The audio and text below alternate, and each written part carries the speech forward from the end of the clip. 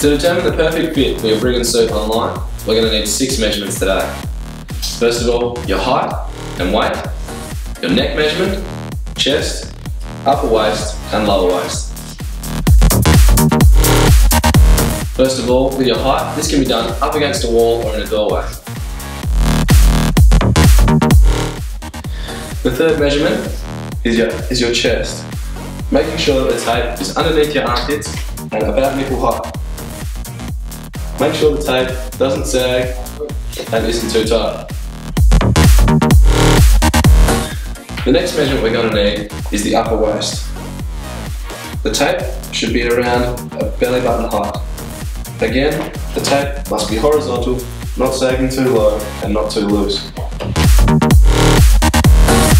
The fifth measurement we're going to need is the lower waist.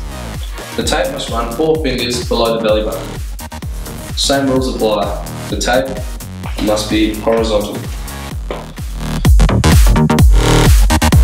To determine your shirt size, we're going to need a neck measurement, making sure that the tape is firmly around your neck with 1 finger spacing between the tape and your neck.